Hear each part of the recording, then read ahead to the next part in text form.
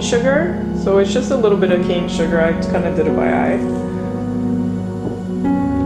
A little bit of coconut. So this is shredded coconut, but it's unsweetened. Just kind of put as much as I think is best.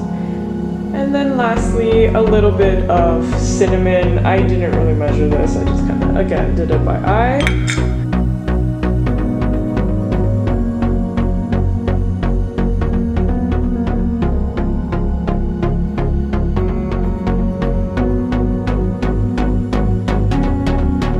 Now the final two ingredients is raisins, and I have frozen cranberries here, but it's up to you if you want to use the raisins.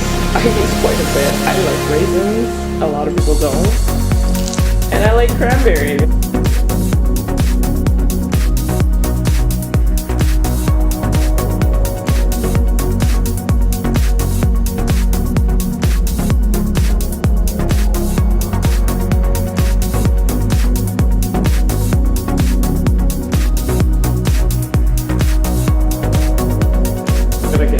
With it, you can make them as big as you like, and then put them right on your baking sheet or your parchment paper, whatever you have.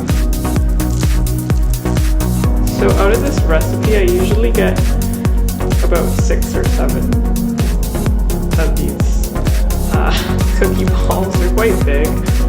It's really up to you. You could probably go a little smaller if you have children, or if they're helping you make them.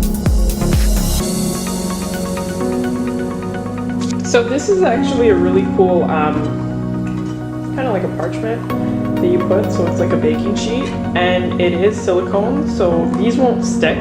Now what I do advise you to do, again, like I said earlier, is just flatten them down a little bit. And then by the time you're done all of this, your oven has preheated